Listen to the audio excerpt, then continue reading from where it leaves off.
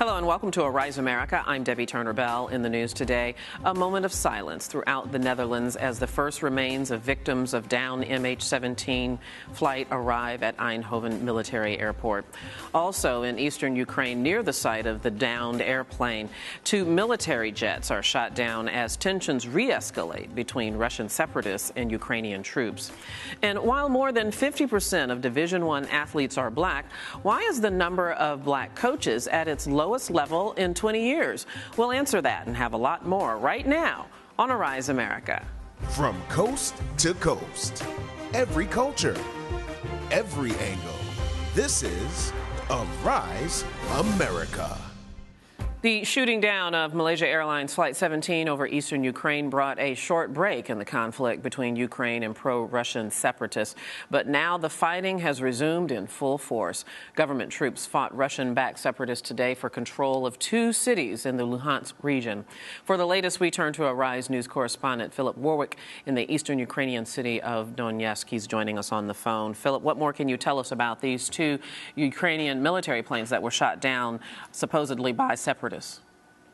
Well, as exactly as you said, these 2 Ukrainian Sukhoi 25 jets were shot down in eastern Ukraine near the Russian border.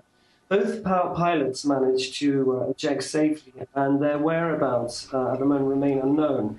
A spokesman for the Ukrainian National Defense and Security Council said that both jets have been hit by fire from the Russian side of the border. This is actually yet to be confirmed. However, it may carry potential serious diplomatic consequences, given the accusations by Ukraine and the United States that Russia supplied the separatists with the surface-to-air missile that brought down the Malaysian airline flight MH17. It would seem that the conflict between the rebels and the Kiev central government has escalated back to its full force. Just give us an update. It seems as if the Ukrainian troops are gaining some ground, yes? What I've heard so far, that there has been some fighting in the Shakhtarsk region tonight, actually, over the last half an hour. That particular village is only, I would say, 15 kilometers from the crash site. So that would suggest there is activity in that part and should be considered as the Ukrainian/separatist front line. Meanwhile, while these clashes are going on, we're looking at pictures of at least one of the crash sites of Malaysia Airlines Flight 17 that was shot down. Where does the investigation stand today, Philip? Well, I have to say that I was again at the crash site today, and just like yesterday morning, no operational activity, no recovery. Basically, again, all the parts being open to the elements, to anybody actually who wished to come down to the site and have a good look for themselves. So people came, took pictures, walked around out of curiosity. So that site still open, as I've said, and should be a concern for the International Investigation Committee that I hear are meant to arrive in the next 24 hours. And have officials then given up on any meaningful investigation at the crash site? I wouldn't say so. The investigation committee did agree to actually come here at some point, and talks between the DPR government and the OSCE have reached that point whereby the facilitation of the arrival is possible, as I said, within the next 24 hours. Once they come here and start investigating, they will probably start gathering information as to what actually happened. But as I've been saying over the last couple of days, the DPR separatists and emergency services have actually tampered with the evidence, have moved personal belongings, have moved plane parts. So that could actually might complicate the picture for the International Committee and the investigators when they actually come here. Yeah, it certainly complicates the validity of anything that they might find at those sites. Philip Warwick reporting for us from Donetsk, Ukraine. Thank you, Philip. Thank you. While the violence escalated in Ukraine, victims of the Malaysian jetliner returned to the Netherlands on Wednesday, the remains of the passengers, I should say. Earlier, I spoke with the Rise News correspondent Natalia Ojeska, who reported from the Eindhoven airport in the Netherlands. I asked her about the arrival of the remains of Malaysia Flight 17.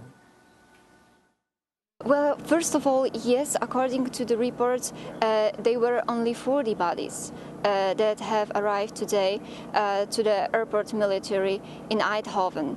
A few minutes before the two military airplanes touched down here in Eindhoven, church bells in churches in the entire Netherlands started to ring. When the airplanes landed in Eindhoven, a lone trumpeter played the Last Post, which is a military funeral call for people who died in war. And this was followed by a minute of silence. And this minute of silence was not only visible here in Eindhoven, it was visible in the entire country. Everything has literally stopped. Cars, trains, buses, and all those people who wanted to pay tribute to the victims of this tragic plane crash. After this 1 minute, Marines and police officers started to carry out the coffins of the victims from the aircrafts.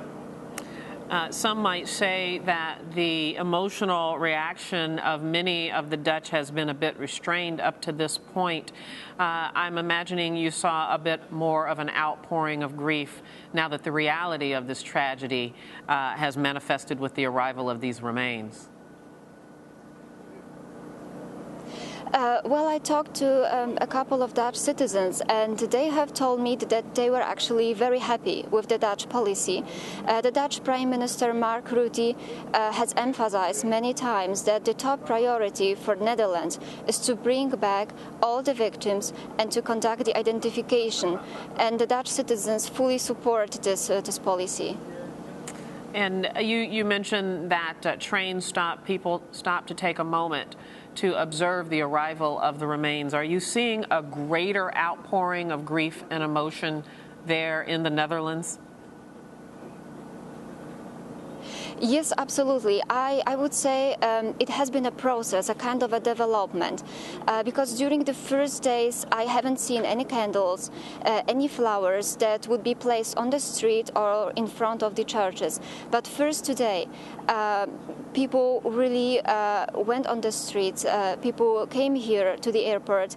Behind me, you can see an airplane, and on the grass before this airplane, people left a lot of flowers, a lot of teddy bears.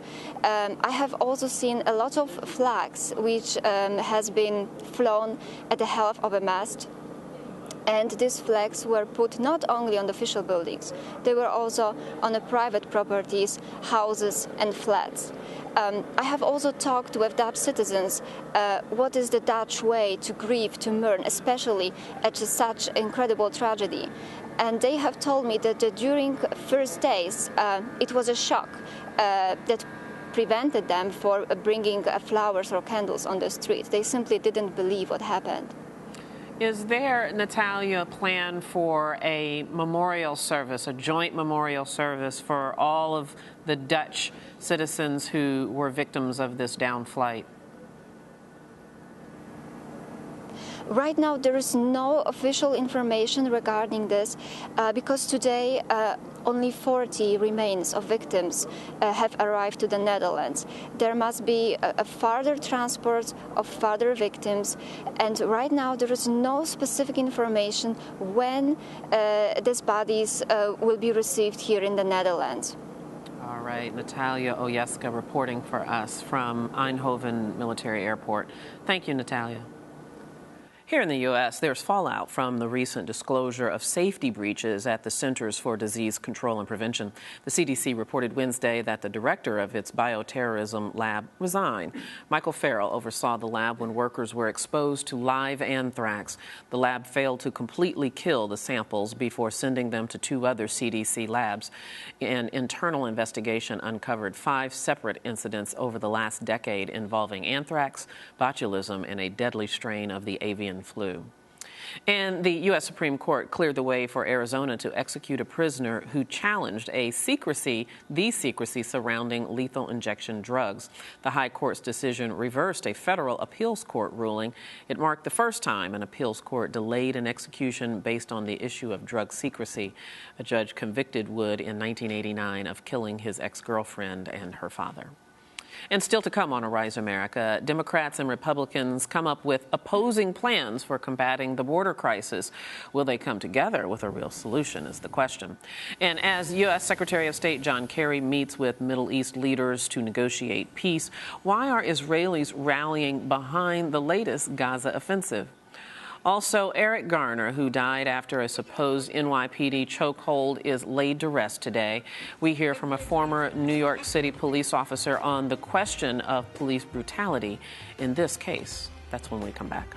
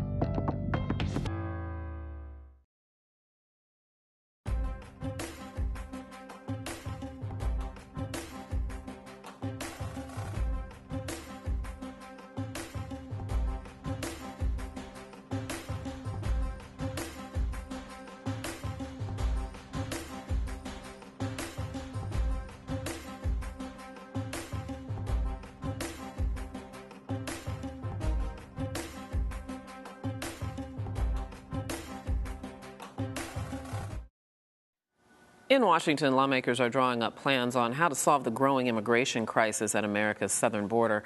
Arise News correspondent Colin Campbell joins us from our nation's capital with this story. Hey, Colin, good to see you. You too, Debbie. You know, today started with a lot of anticipation, I think, that U.S. lawmakers might actually be closer to solving the border crisis. So what ended up happening on the Hill? Yeah, even though there was a lot of anticipation, it was really no surprise that there wasn't really any cogent legislation that would be passed. But what was offered, however, was from the Senate Appropriations Committee. Barbara Mikulski offered an emergency funding bill at the tune of about $2.7 billion. Now, you might be thinking, wait a minute, didn't President Obama offer to put forth some emergency funding that would cost about $3.7 billion. Well, that was the idea from the White House. However, the Senate believes, or at least this committee believes, that a lesser amount might actually be able to pass. Now, what this money would be used for is for detention facilities, overtime for Border Patrol agents, hiring more judges to process more cases of young immigrants looking for asylum or those who may have to be deported. It would also help other countries to repatriate some of those people who were returned to their home countries. What this legislation does not offer, however, is reforms to a law that would actually expedite young immigrants being deported. Now, this is something that the House Republicans would have liked to see in this legislation. And John Boehner, House Speaker John Boehner, has written a letter to President Obama asking the president to reiterate his prior support for these reforms. The White House did not immediately respond, but House Speaker John Boehner did have some words to say on why he isn't signing off on any legislation quickly. What the president's asking for is a blank check. He wants us to just throw more money at the problem without doing anything to solve the problem. The administration ought to get their act together. You know, they made indications that they were for changes in the 2008 law that have helped bring this problem on. And yet now they're opposed to it.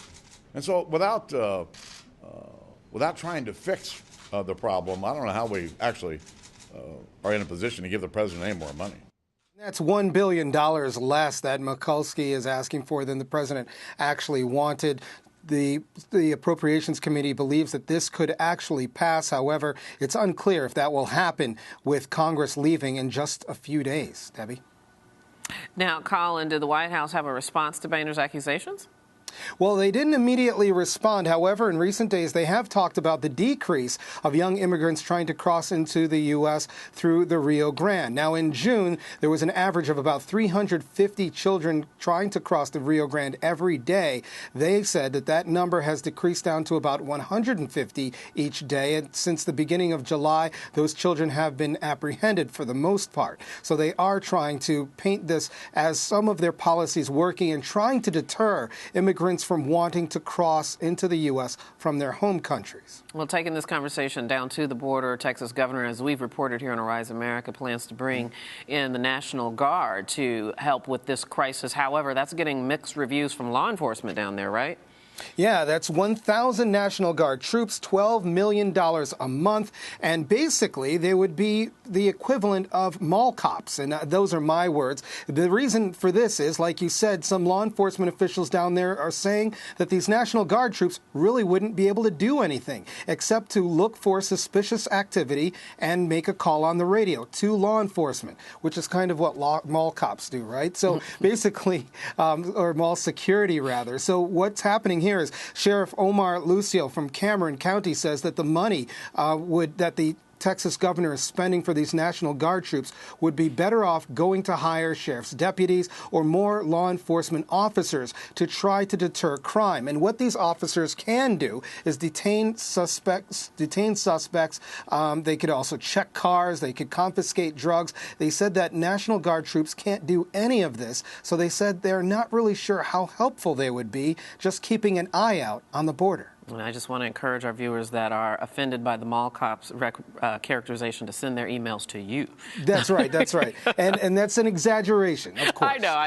I'm just messing with you about that. But let's talk a little bit about, of course, this is a midterm election year. We're headed into the general election in November, but primaries have been going on for weeks now. Georgia Republican primary has been very interesting. Break down that contest for us. That's right. And the victor of that primary is David Perdue. He's a longtime businessman, and he beat longtime Republican Jack Kingston. He's the representative down in Georgia there. And Perdue has been the CEO of Reebok, of Dollar General, of failed business Pillowtex. I'm not sure what that business is, but he has had a very successful record with businesses. And through his campaign, he has painted himself as an outsider and not an insider like Kingston is. And this seemed to be the prevailing strategy here. Now, Perdue spent roughly about $3 million of his own dollars trying to run this campaign. He beat Kingston by about 8,000 votes, which is enough for at least 51%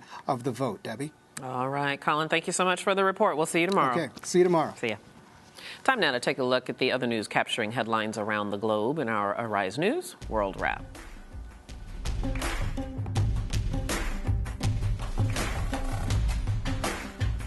A Taiwanese passenger plane crashed Wednesday, killing 51 people and injuring 7 others.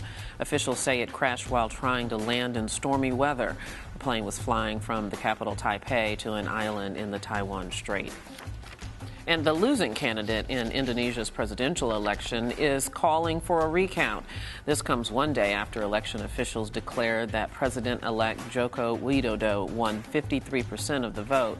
Both candidates raised concerns about possible fraud during the vote counting period. And Chinese President Xi Jinping is on his first state visit to Cuba since taking office. He and Cuban President Raul Castro pledged to build on their already close economic and diplomatic relations. This is the last leg of the Chinese president's 4-nation tour of Latin America. And a painting by Henri Matisse is back home. It's on display at the Museum of Contemporary Art in the Venezuelan capital, Caracas. Thieves stole it more than a decade ago, but the FBI recovered the masterpiece in a sting operation in Miami. The painting is valued at $3 million. And that is the Arise News World Wrap.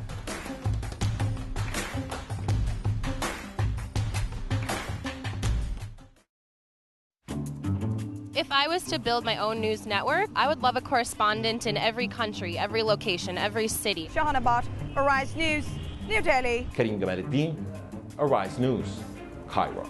Dale McEwen, Arise News, Karagosk.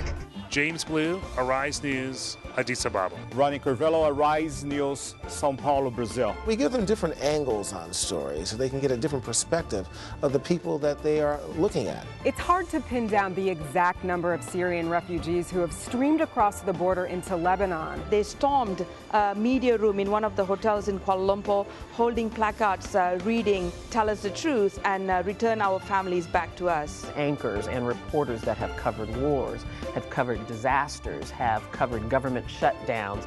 There's nothing almost that this team hasn't experienced. Arise News, every culture, every angle.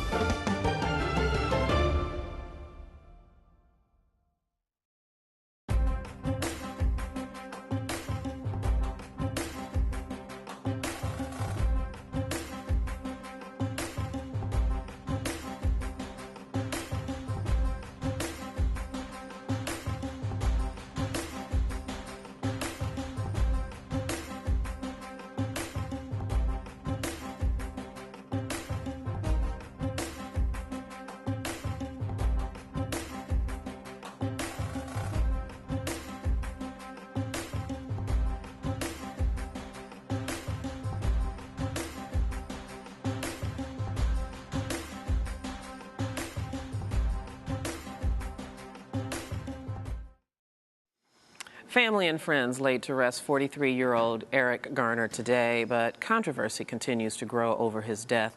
A New York City police officer appears to place him in a chokehold, which is banned by the police department. His death triggered widespread mourning and anger. Some grassroots activists are circulating petitions that demand the firing of the police officer involved in Garner's death. There's also outrage toward the emergency response workers who reportedly failed to administer the proper life-saving procedures at the scene. At the same time, others are expressing support for the police. Among other things, they point out that Garner weighed more than 300 pounds and he had asthma. When they look at the video, they see a suspect resisting arrest. Police suspected Garner of selling untaxed cigarettes when they approached him, but Garner was protesting to the officer that he had done nothing wrong. Well, joining us now in our New York studio is Tom Ruskin, who worked for many years as a New York City police officer. We also have with us James Rocky Robinson, who worked as a New York emergency medical technician for over 30 years, and he now runs the Bedford-Stuyvesant Volunteer Ambulance Corps, and we welcome both of you to Arise America. Tom, good to see you. You've been with us so many times. I want us to go ahead and roll that video that so many people have seen already of the police officers surrounding Eric Garner, and then one of them getting him in a restraining move, I'm going to call it that for right now, to get him down on the ground. Larry, if we can go ahead and see that. I want you to look at this video and tell me, as a police officer, what do you see? So we see this one gentleman restraining him and pulling him down to the ground. Does that look like proper procedure to you? What we don't see is the video leading up to that. There's a long video leading up to that that shows the police and the police detectives or the undercover officers engaging him in a conversation, at which point he is flaring his arms. He is definitely, in my opinion, my expert opinion, resisting arrest. He is told, look, we're going to take you. The officer even tries to grab his arm, and he flares back at him and says, I'm not going anywhere, don't touch me, don't touch me. You hear in the background sirens coming, which makes me know that the police have called for backup. They realize that they have a heavy individual, a big individual, definitely outweighing and outsizing them. Yeah, he's bigger than any of those police officers there. And we don't know what really led up, as of yet, to why the officers were confronting him. Yeah, but for the video that we did see, and you're absolutely right, there is a long run-up to him being taken down to the ground. But it's a conversation. It seems to me like a conversation. This gentleman has been harassed in his mind before by law enforcement. For sure. Why are you bothering me, leaving me alone? I haven't done anything wrong. From my estimation, he didn't raise his voice. He didn't say anything menacing. He certainly didn't say anything threatening. But let's get to that move, that chokehold, which is the nut in many ways of this controversy. Was that a chokehold, Tom? It's hard to say from my angle. There are two different types. Chokeholds, when I came on the job in the early 80s, when I became a police officer, they were teaching the chokehold in the police academy. There was a hold called the chokehold, which brought your hand around to the carotid artery, and you would bring the person down to that. At a later date, I believe in the late 80s, the department restricted and outlawed the use of the chokehold. And at that point in time, they started teaching what they called the headlock. That could be a headlock that got out of control and you had to go down because of his size. So tell me what the difference then between a chokehold and a headlock is. The difference between a chokehold and a headlock is sort of a form of judo where you lock the person's head and you use their head as part of the leverage to throw them off balance and throw them over your hip to bring them down to the ground. It's my understanding, I asked a couple of my colleagues here at Arise News, both of which have had wrestling, and I don't know if the police definition of a headlock is different than wrestling, but it involves the arm. It involves getting the arm in the hold and the balance. Right, and that doesn't look like that's happening there. Well, he is trying. I want to ask you about one other piece of this, and then I want to bring Rocky into this conversation, and that is later on we see that they do get Eric Garner down on the ground. It seems like at least one grown man gets on top of him, if not more, and they're trying to handcuff him, and they are having difficulty. Pushing his face into the ground, he says, I can't breathe, I can't breathe. He says it at least 8 times. Correct. What is procedure when a suspect or a person that you're dealing with is telling you they're in distress? What's the procedure? I will tell you, in my years on the street, I can tell you of at least a dozen to 18 instances where people are saying, I have chest pains, I can't breathe, I can't breathe. None of them died. None of them complained. But in this case, Tom, he did die. The stakes are so high here. The stakes are always high. You have a police action or activity where police are trying to effect an arrest. There's no question about that. You have a man who may have died of natural causes. We don't know that yet. And I think to pre-assume or predetermine what may have caused his death, other than what Rocky's going to go into, is too early in the picture to do it. Right. The police commissioner has taken appropriate action to modify these officers, take them off the street until an investigation is complete. Okay, it's my understanding that the officer that took him down with the hold, whatever it was, his gun and badge has been taken away from him. He's the been others modified. two still though have their gun and badge. But they're on desk duty. They're on desk duty. So let me turn then to the help for this gentleman, Rocky. You're an EMT. You worked in it for 30 years. According to the cell phone video that we see, when we see it, the emergency technician seems to feel the neck, doesn't seem that committed, and tries to talk to an unresponsive patient. What does that look like to you? First of all, the way the police had a police emergency, the EMTs had a medical emergency. Now, once the police are in charge of the scene, but when we arrive, we are in charge of that patient, and you have to let them know that. First thing you do a 5 to 10 second scene survey to see what's going on. You notice that there's an unresponsive patient, even when I do a general scene survey to get a general impression. I see a man in handcuffs that is not breathing, that is on his side. It doesn't seem like he has any sign of life. Let me jump in there because we are quickly running out of time, Rocky. It's my training because I have medical training. It's veterinary medicine, but you know, a heart is a heart and lungs are lungs. Right. That when there is an unresponsive patient, you do the ABC. Is the airway open? Are they breathing? And do they have cardiac function? We didn't see any of that. The first thing they were supposed to do is tell the police officer, take off the handcuffs. That's number one. Number two, he was on his side, the so-called recovery position. You got to put him on a backboard or roll him over. You have to roll him over on his back. So then you saw a lot of things wrong. The carotid artery, not down there where she was feeling at the radio post. This is the carotid artery. The reason why this guy couldn't breathe is because he was in a chokehold. It cut off his choke back his trachea, his windpipe. So he couldn't get air. I want to ask you this. I'm pushing you just because we're running out of time. Is the medical attention different for a police suspect who is in police custody than any other person in... See, that's where we start making our adjustment wrongly. They're police officers. We are medical team. We are EMS. We're there. He's not a perp to us. He's a perp to them. To us, he's a patient, and we have to treat him as a patient. The only thing it doesn't look like, I want to just be clear about this, though. The only thing I disagree with Rocky about is under no circumstance he's a prisoner. Am I going to remove the cuffs from him? If he's not breathing? I am going to.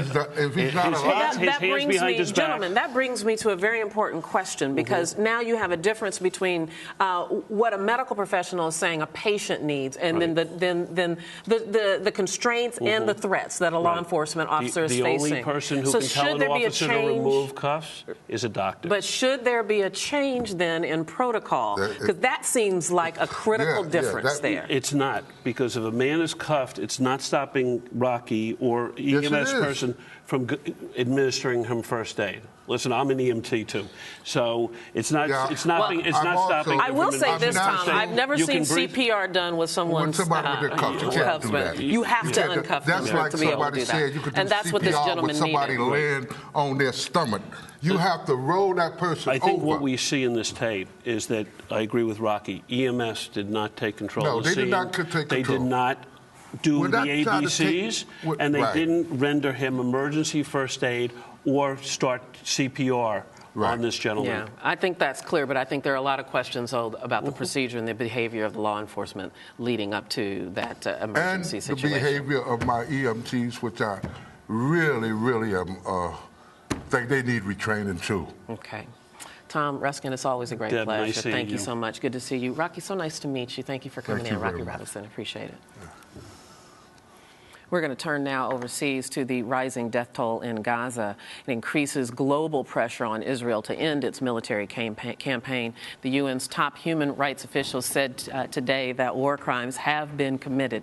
Meanwhile, U.S. Secretary of State John Kerry arrived in Israel to facilitate a ceasefire. Earlier efforts for an Egyptian-backed plan failed over Hamas's disagreement with the terms.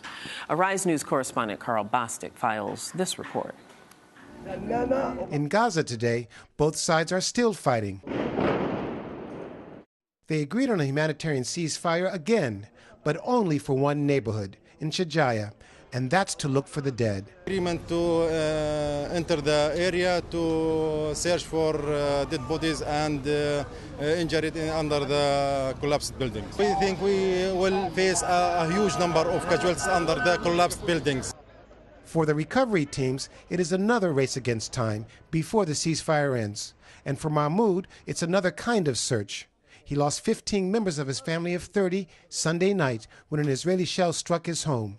He was knocked unconscious by the blast and woke up without a home and without the rest of his family. He is now looking for the other 15. All night long, we can't stay in the house. Children, old men, women. From family, my family, 15 killed by the army. Mahmoud now sleeps in the street and refuses to go to one of the shelters at a UN school because he says it's worse. It's difficult to live there. More animals, like animals. We live in the schools, you're like animals. Tens of thousands of residents have been forced to evacuate since the conflict began.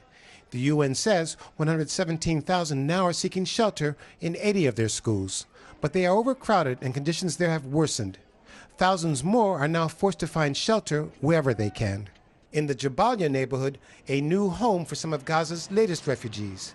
Jamil Ramadan showed us this abandoned garage, now home to 4 families of the Ramadan clan. They fled their homes in Beit Hanun only days ago when Israel's ground offensive began. They first moved to UN shelter but left because of overcrowding. 30 children now living here out of 50 people in all. Even with the use of one toilet, they still think it's better than conditions at the UN shelters, which need relief. There is many people, many. You don't go to bathroom, there is no water, no electricity. You can't stay there, diseases. They depend on the kindness of strangers to give them water and food, but it's still not enough. We are afraid like this here. There is no water to take shower and to clean hair. Not only are the children traumatized, so are the adults. Why is this happening to us? We are now 50 people evacuated. I have 4 daughters with family and I don't know where they are. In Gaza, they are picking up the pieces of what's left of their lives. Mahmoud will walk the streets until he finds his family, while the Ramadan family will call this home until the fighting ends. But no one talks about a ceasefire or peace unless it means a real change in their lives. Carl Bostic, Arise News, Gaza. Earlier, I spoke with Carl from Gaza City. Carl, let's first of all start with the whole issue of commercial airlines halting flying into Ben Gurion Airport because of the clash between Israel and Hamas. What's the economic impact of this action? Consider, Israel lives in a very, very tough neighborhood surrounded by hostility. Lebanon to the north with Hezbollah, instability, with Syria's civil war also in the north. Instability in the south with the Egyptians border with Sinai. So if anything, Ben Gurion Airport, that's the gateway to the rest of the world. 90% of the people coming in and out of Israel, they leave through Ben Gurion. I think in the short term, that effect will be minimal, but if this plays out an additional 24 hours, it's just been extended. It's really more of a psychological impact. Tourism is big in Israel, not as big or not as crucial to the economy as it is in Egypt, but nonetheless it is big. We're seeing, for example, all right, today 80 flights were canceled. Now even more airlines have added suspensions. Royal Jordanian, for example, they've never ever canceled flights to Israel. In fact, the last time Israel had international flights suspended was in '91 during the Gulf War when Saddam Hussein launched his Scud missiles towards Israel. But you've got now Royal Jordanian and Turkish Airlines suspending flights. So tomorrow is going to be a very, very empty arrival and departure board. So that's the tourism component. But the other component really is really on the business side. The perception that if this goes beyond 24 hours, now it's an additional 24 hours, the perception will be that Israel is a dangerous place, to do business for people to come. I mean, already the transport minister says, that this is overreach by the FAA and by the European safety authorities, that this is giving terrorism a prize. So already they are opening a military airfield in the south, Avda Airfield, to try to say, let that be the one to receive international flights. But it's even unclear if the runways are wide enough to accept wide-bodied aircraft or if they have sufficient staff for emergency rescue crews. So they really are scrambling right now in these few hours. Carl, just have a couple of minutes to talk to you then about the diplomatic effort. It seems like it has taken a step backwards. Tell us about the recent announcement from Hamas. You have the leader of Hamas, that's Khaled Mashal. He's the overall political leader of Hamas, and he doesn't even live in Gaza. He lives in Qatar. He had to leave Damascus after the war started in Syria because Hamas backed the wrong side. They backed the rebels. So they had to leave. They now live in Qatar. He held a press conference tonight, and people were maybe hoping for some sort of good news, but instead he simply said, listen, we're not going to stand in the way of a humanitarian peace ceasefire, which you've now seen once or twice last week. Each one has been interrupted by a breach of that ceasefire. He says, if anything, there still isn't any breakthrough for a ceasefire that meets our demands. He's talking about the demands of lifting the siege, and he's talking about also ending border restrictions. He said, if anything, the resistance that's strong in Gaza now will also one day be strong on the West Bank. That's the kind of thing that sends a chill down the authorities of Israel, because if anything, any future two-state solution, now they're going to think twice about even ceding military control to Hamas. Now they, for example, have targeted the airport yesterday, and even tonight there was a barrage of rockets towards Tel Aviv. So not good news on the Hamas front, even though John Kerry did say they were making positive steps, making some progress out of his talks with Prime Minister Netanyahu and the Palestinian Authority President Mahmoud Abbas. And I was just going to ask you about that. Any other news come out of that? Are they making any progress as John Kerry has his visit there in the Middle East? I think what has to happen is, originally both the Palestinian factions, there was kind of a split because the Palestinian Authority had signed on to the Egyptian initiative. Essentially, the Egyptian proposal says, let's stop the fighting now, let's have a ceasefire that's unconditional, and let's talk over the next 5 days. And that's what Abbas had signed on to. Hamas was offended about not being consulted by that. Now Abbas has come out saying, okay, we do agree to those demands as starting points, as talking points. But he's also been given a little bit of wiggle room, because I think the whole key is that the idea is to stop the fighting and then start the talking. And that's where Hamas won't budge. And I think that's where, the devil's in the details, where Kerry's trying to make sure that those two Palestinian sides can come together, but that Egypt still plays an important role. And that's Carl Postic reporting for us from Gaza City. And you're watching Arise America.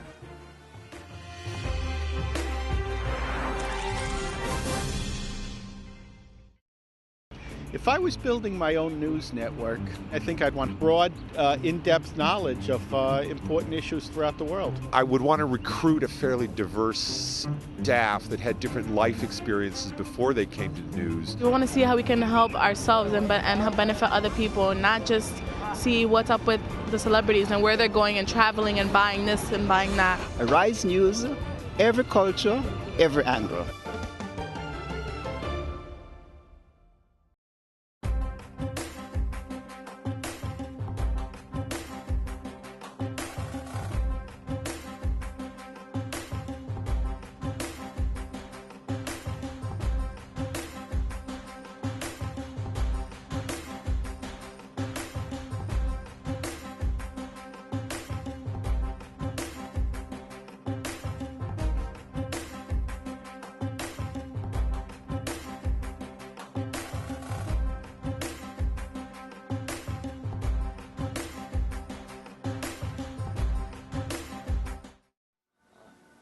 In business news, authorities are taking action against cyber criminals who targeted an online company.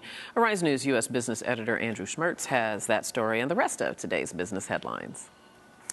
Thanks, Debbie. Earnings news once again propelling the markets. Let's take a look at the final numbers. The Dow Jones Industrial Average did slide 25 3/4, but the S&P 500, that's a record, up 349, and the Nasdaq gaining as well. StubHub says hackers got into the accounts of about 1,000 customers and bought tickets to events. A spokesman says no one breached StubHub security directly. Instead, thieves hacked into other sites and stole login and password information that was later used to access StubHub accounts. Chrysler is recalling nearly 800,000 older Jeep models because ignition switches could cause the engines to stall. The recall includes 2005 to 2007 Grand Cherokees and 2006 to 2007 Commanders. Chrysler says an outside force like a driver's knee could knock the switches out of the run position and shut off the engine. And more women are running their own businesses, but still fall behind when it comes to getting help from banks and the government. According to a new congressional report, women own 30% of small companies, but get less than 5% of conventional small business loans. Debbie? All right, Andrew, thank you very much. Well, U.S. First Lady Michelle Obama has a passion for healthy eating and living. She's focused on combating childhood obesity. So promoting healthy school lunches has been a centerpiece of her agenda, but she has received some pushback from legislators. Arise News contributor Akhtar Khan joins us with more. Hi, Akhtar. Hi there. Thanks very much, Debbie. Well, of course, while her husband's full on the international stage, has his hands full, the First Lady is waging a battle of her own. At home, Michelle Obama, an advocate of healthier eating and living, is taking her fight to Congress again over the school nutrition program. I'm fine. I'm doing very well. While her husband's hands are full on the international stage, the First Lady is waging a battle of her own at home. Michelle Obama, an advocate of healthier eating and living, is taking her fight to Congress, again, over school nutrition program. The last thing that we can afford to do right now is play politics with our kids' health. As early as 2010, child nutrition regulations passed required schools to provide more nutritious meals. Under the program, the federal government dictates portions and menus. Lunches must include fresh fruit, vegetables and whole grains, and there's even a calorie cap. But critics of the program say it's too bureaucratic and expensive to run and implement, despite winning concessions for schools to opt out of the program. They will feed nutritious meals. They just need to be given the opportunity to do so without Washington telling them they can't. I do think that Ms. Obama is well-intentioned, and I don't mean to be disrespectful to her program. I think it's just what is happening in this. I'm not sure that she realizes the full impact in greater America. And it's those same critics that are taking their fight to Capitol Hill. Today, the School Nutrition Association testified in Congress, trying to convince the politicians that it's they who know better about the nutrition of their children in school. Since new nutrition standards took effect, more than 1 million fewer students choose school lunch each day. And that decline in student participation in the lunch program has reduced revenue for schools that are really working hard to try and manage the higher cost of preparing these healthier meals. About 100,000 schools have so far signed up to the program, less than expected. But despite the low uptake from the schools, this battle looks far from over if one very important mother has anything to say about it. In 10 or 20 years, I don't want to look back with regret and think that we gave up on our kids because we felt like this thing was too hard or too expensive. We owe our kids way more than that. And that's right, of course, Michelle Obama has her fighting gloves on with Congress, and this lady's not relenting, Debbie. She is not indeed. So what's the real nut of this argument? Is it really about the cost of implementing these guidelines? The bottom line is that the authorities are saying, listen, it's just way too costly for us to implement. Despite the fact the program is $10 billion, they simply haven't got the money. For example, the New York food program have a bill of $42 million that they're paying in unpaid fees as far as the lunches are concerned. So they're struggling with that. Other school authorities are saying, because you're picking and choosing what we can and cannot put on the menu in the cafeteria, we simply can't afford to do that. Some kids are bringing their impact lunches because they don't like what they're getting in the cafeteria. So the bottom line is we're making ends meet, or we can't make ends meet. It's just too expensive and unpractical. This is purely speculation and prognostication. What do you think the outcome here is? Because the history with first ladies trying to dictate policy is not very good. Well, good luck to her is all I have to say. Of course, as the senator said, her spirit's from the right place, and obviously she has 2 daughters, and she's very concerned about the health of the nation's children. Understandably so. However, this is going to battle. I think she wants to try and win and wants to leave her mark as her husband has done with Obamacare as well. Yeah, I heard one of those little bites from the legislator. I'm not sure who it was, but he made the statement that Mrs. Obama perhaps doesn't understand its impact in greater America.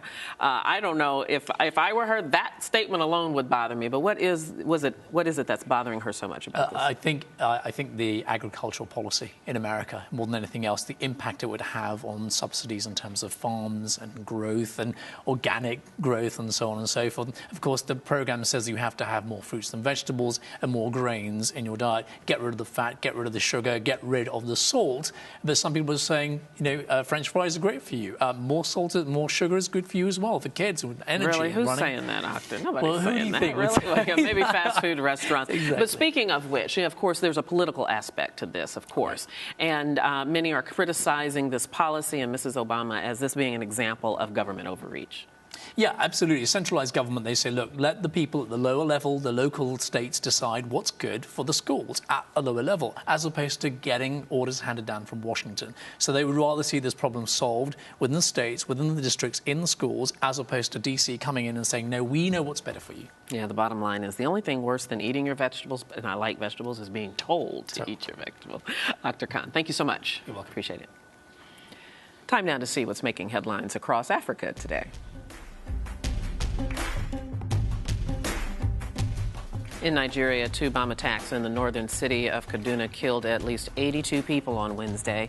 A suicide bomber targeted a moderate Muslim cleric in the first attack. The second bomber attempted to assassinate Muhammadu Buhari, who is a former military ruler and now a senior political opposition leader. Both men escaped unhurt. Officials suspect Boko Haram militants in the attack. In another act of political violence, Somali militants assassinated a female member of parliament who was also also a popular singer. Al-Shabaab gunmen ambushed her car in the capital, Mogadishu. She is the fourth Somali lawmaker assassinated this year. And in Libya, plumes of smoke could be seen rising above the Tripoli skyline. A new round of explosions shook the capital on Wednesday as rival militias renewed their fight over control of the country's main airport. Today's shelling reportedly targeted an oil tank near the airport. And the campaign to stem the Ebola crisis received a setback today. The doctor leading the fight in Sierra Leone tested positive for the deadly virus and is now undergoing treatment. The World Health Organization reports that Ebola has killed 632 people in West Africa since the outbreak began in March. Officials say it's the world's deadliest outbreak on record. And that is the Arise News Across Africa report.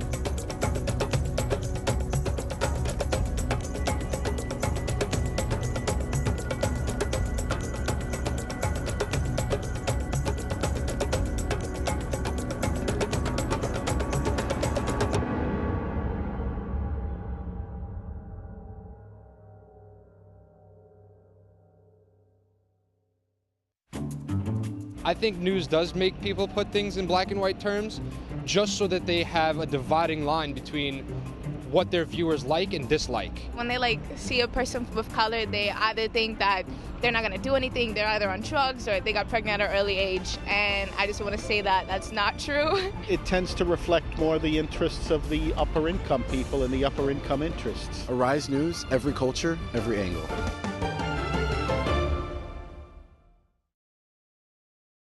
In medical news, a new study suggests that attending top-notch high schools may benefit the health of disadvantaged teens. Arise News medical contributor Dr. Aletha Maybank joins us with that story and more. Hey, Aletha, it's good to see you. This almost seems to kind of make some sense. Right. I mean, the findings aren't particularly new. What is new is really the methodology. And you've heard me say before that I always say education is one of the most protective factors for anybody's health. So it's not only graduating from high school, but it's the quality of education that you have. And that's known, and there's research out there. What's unique about this study is really the methodology. And so what's the gold standard for scientists are what we call a randomized controlled study. And this is really kind of the setup for it. This particular study mimicked that. And the reason why is because at LA County, when kids are chosen to go into the charter school system, it's a lottery system. It's at random. It's not based on academics. It's not based on anything related to their background. So they were able to look at 500 kids at the charter schools and 500 kids at the regular schools who had similar backgrounds. And so they are actually able to see that if there were differences in outcomes, that they were based on something related to the school and something related to high academic achieving schools. Okay. Is there any nuance, though? Is there any caveat to this finding? Well, the caveat is mainly it's a more valid finding, per se, because of the methodology of the study. And really what it showed is that those kids who were at the higher academic achieving schools were less likely to have high risky behaviors. So behaviors such as unprotected sex and gang violence and not using condoms. So that was a little bit unique to the study as well, and it specifically looked at health, which is also unique to the study. Could this study in any way point to any specifics as why Yes. Right, and that's an important thing. So what is happening at the school? Why is this happening? Is it something in the home? We know it's not particularly the home because half of the kids came from families where parents actually didn't even graduate from high school. But, could it be the expectations that happen when you're at a higher achieving school? Could it be just being around other children that are also high achieving that motivates you? Also, we know that, children who have higher cognitive skills are more likely to do and have better behaviors. Mm-hmm. So there are many things to still look at with this particular study, but it's just another confirmation I don't know how many we need, but another confirmation that the better the schools are for the children, the better they kids do. Yeah, better the kids do. Yeah, very important information. Okay, let's move on to another, and this is a hysterectomy and the treatment of uterine cancer. Well, in April of this past year, actually, to say this first, the Food and Drug Administration came out with a policy. So there's a procedure called morcellation, and it's a way to remove the uterus and to have a hysterectomy, and mainly for the treatment of fibroids. And in April, the FDA actually said we're going to stop recommending this particular procedure because what they noticed in a particularly smaller study is that it has the chance of spreading undetected uterine cancer.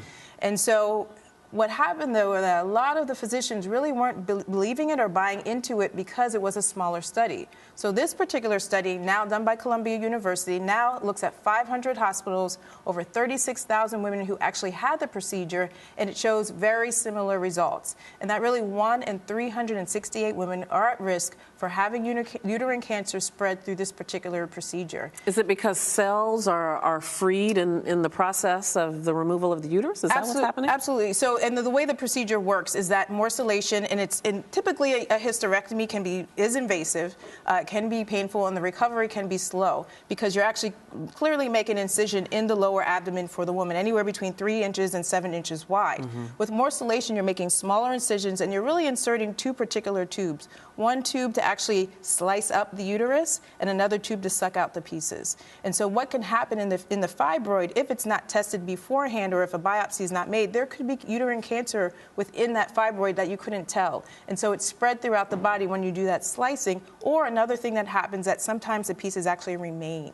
And so there's that risk. And if you're older, above 65, that risk is even greater. Oh, wow. Well, that's an important finding. Hopefully they'll stop using that procedure. And that's the whole point of really also of making sure that there was a splash about this and really pushing it out there for the physicians to see that there is strong evidence that we have to be very careful with this procedure. Indeed. Let's get to our last topic before we're out of time, and that is this new drug called Truvada. Truvada. So this was approved back in 2012, and it was approved because based on this other large study where it looked at and involved 1,600 gay and transgendered men and showed that if they took this medicine every day, it actually prevented their risk of getting HIV/AIDS. What they asked is that after the study was done, do you want to continue on in the study? Do you want to continue getting medicines? About 3/4 of them said yes. And what they noticed and they followed now 17 months later is that if they took at least 4 days of medicine, it still also helped prevent the transmission of HIV/AIDS. They didn't transmit it at all. And even if they took 2 to 3 days, they also decreased the risk of transmission. So it's really a positive sign for this particular drug. It's really recommended for those who have high risky behaviors, who are unlikely to use a condom, which we still say is the most protective and best way to prevent the spread of AIDS. But some people we know are definitely not going to do that. And the good thing about this particular study, it also shows, because the concern was, well, is this drug going to now allow people to just, have sex freely without using a condom more likely? And that's just not the case, and the studies show that. Can you tell us a little bit more about this drug in terms that we can understand how it acts, how it works? Yeah, I mean, it basically acts at, stopping the CD4 count or stopping the CD4 cells from dying and getting killed, the helper cells that are very important for the particular body to fight infection when infection is around. So it helps a patient's own body then fight the virus? Fight the virus, but it helps prevent replication of the disease as well. This is absolutely amazing. And you said it was approved in 2012? 2012. And how widely is it used? It's very new, and that's the challenge. It's very expensive. It's about $800 per pill here in the United States. In other countries, such as Africa, the pill is only about 32 cents. But here in the United States, it's very expensive. So it's not very accessible to a lot of people yet at this time. All right, Dr. Aletha Maybank, as always, fascinating, interesting. Thank you. You're very welcome. All right, we'll see you next week. That's going to do it for us today. Thank you so much for watching us. We'll see you tomorrow for another edition of Arise America. Bye-bye.